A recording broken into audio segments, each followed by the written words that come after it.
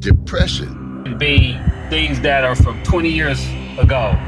is it caused by a demon? Some people believe that I walk in the things that I can't see. it ain't no demon, it's you. Every man is tempted, and if he conceives it, I trust in the Lord with all my heart. it's cause of his own lust. Somebody say, oh, it's not you, it's demons. You have to be able to fight temptation. It can be a mixture of I know you said you won't forsake me, choices and decisions you made, that you're going to be there for me, choices and decisions of people who you chose to be around. and I live it. You were going to be a successful artist, entertainer. You never reconcile with yourself that that's not going to come to be. But Or are the things that can depress you already in you, and the demon comes along as a match to light them up?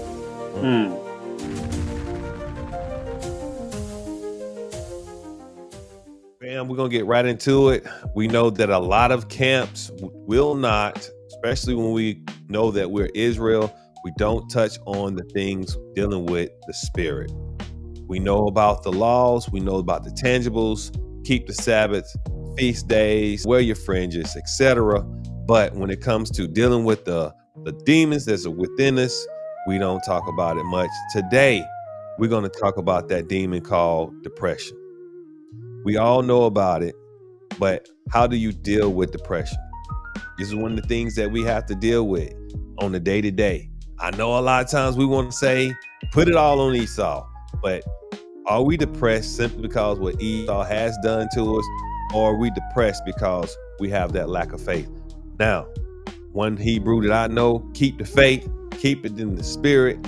He actually helps me by whatever he goes through. We're going to send it off to you, Mikey L. One of the things I love about you, my man, is the fact that you'll be dealing with something, and a lot of times I can't see the wear and tear on it. Now, I do know that there are others that's close to you that you can find in, but you are not a Debbie Downer, as we say. How do you deal with this demon? This demon depression.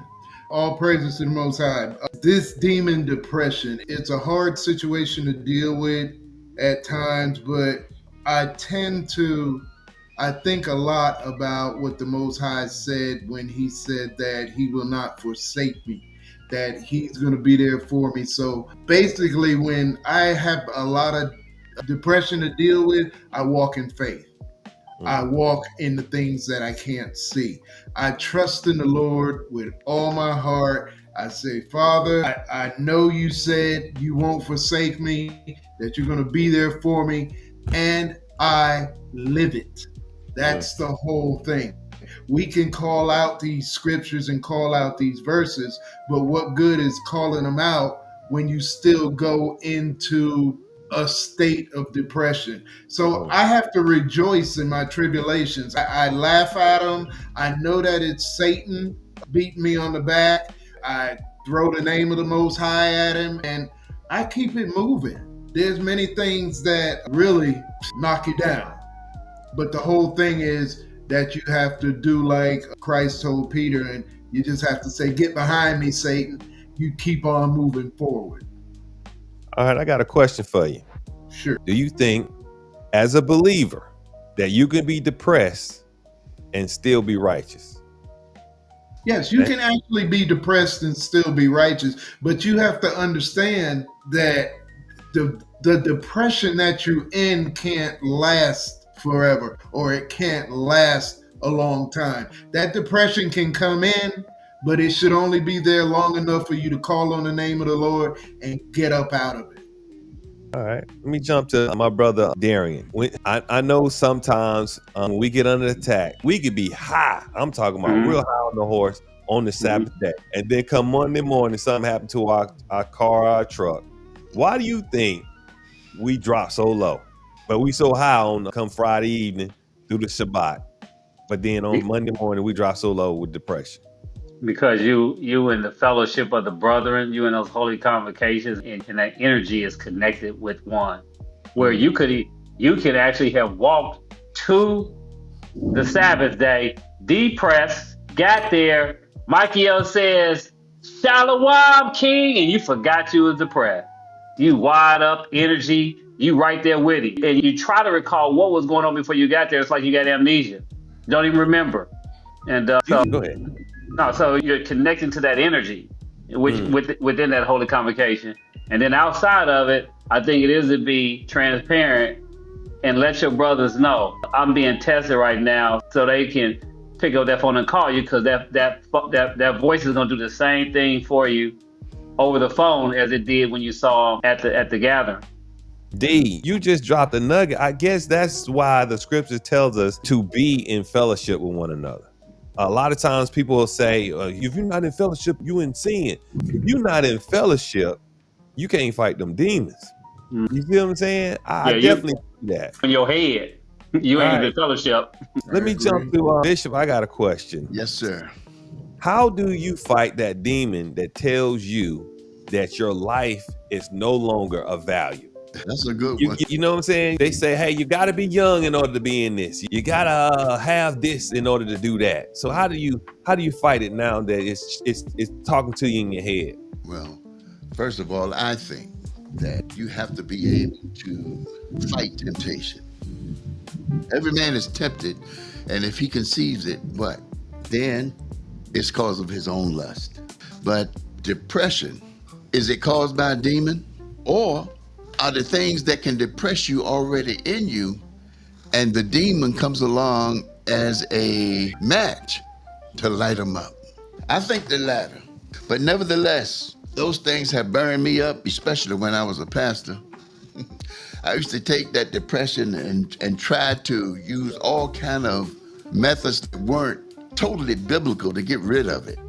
And that does no good. I tell you, I never did enjoy or know exactly what a freedom was until I learned who I was myself. After that, everything began to attach itself to me. Like depression, I could just kick it aside. If I'm tempted by something, oh boy, that was my favorite thing to whip. And I would brag about whipping it, things like that. You have to be energetic, because temptation will do what? Depression will give you a feeling of hopelessness. Depression will give you a feeling of fear or despair. It would make you feel sometimes like you're worthless, and that it'll carry you so low that you'll repeat out of your own mouth that God must not love me. So therefore, these are the things you have to combat first. Understand that those things that can depress you are already in you. If you allow that demon to come along, I'm trying to think of the word I want. You said it, like that match. That's one way of putting it. But y'all, if you let him light that match, you're gonna be in trouble. You know what? That's a good point. Now, let's land back this off to Michael. Now, people do have this problem dealing with whether or not it's the enemy in you, which is what's already there, and Michael's gone. That's okay. So let me say it again. Let me land back on this with Darian. All right. Darian, we know that it could be you heard Bishop say it. Some people believe that it ain't no demon, it's you. And then somebody say, oh, it's not you, it's the demon. How do you balance that? What is it to you? When you're depressed, I believe it could be a mixture of choices and decisions you made. It could be a decision of choices and decisions of people who you chose to be around. It could be on the exterior, things that happened to you that you had no control over. And all of these are within you, depressed, and you need to decompress. You need to let that out. And a lot of times, the depression could be things that are from 20 years ago. It was you wanted to make a birthday cake. Now, let's take the birthday out. But I was saying that back before we were in the spirit. But it could be too confusing for the example. So let me give a better example. You promised, you thought you were going to be a successful artist, entertainer, and you never reconcile with yourself. That's not going to come to be, but you're content with yourself, but you never reconcile with it. You never laid it to rest. And now it's compressed within you. And then it comes out 20 years from now and you don't realize why you're feeling this way. I believe there is some decompression of so many experiences and things that have taken place with us that we must begin to bring out. This is a format to be able to do it. There will be things that come out and you don't even know. Wow, I forgot all about that when you brought out about the pornography. That was compressed in you, and if you didn't address it, it could cause depression. Well, I want to do a quick.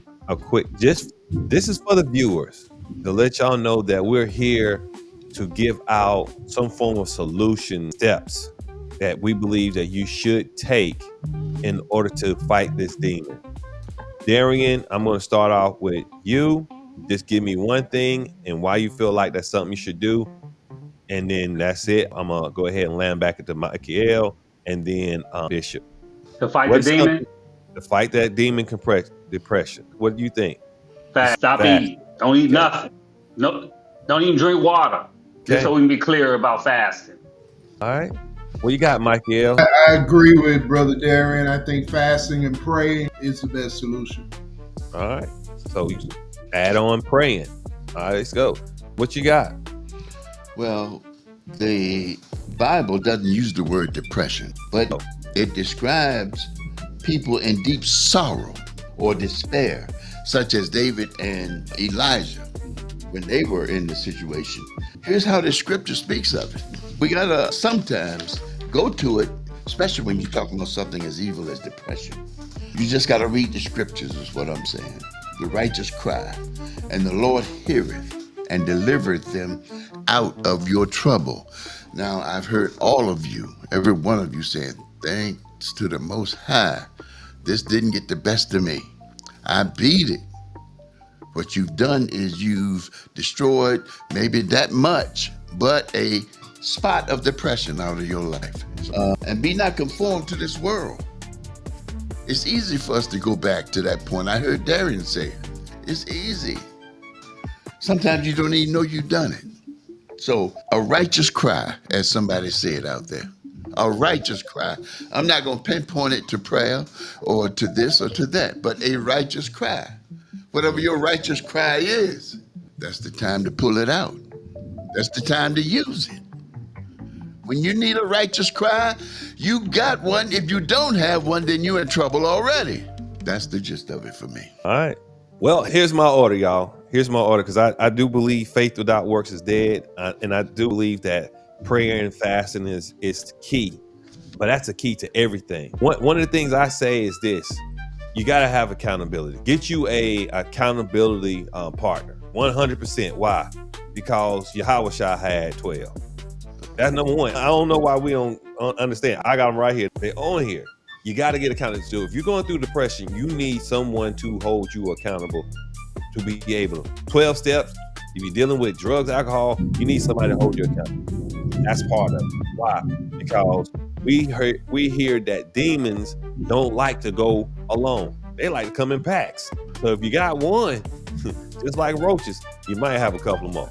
So that's one. That's my thing. Get you a prayer brother who's gonna hold you accountable to this. So you heard what was said to here tonight, today, and I hope that you recognize that demon that is within, that depression that has no room to be there anymore. Give it up to the Most High. Turn it over that you may be expunged of it. Get it out of there and descending into the swans, into the water. All right. Please like and subscribe. And as always, what he brewing. Please join us next time.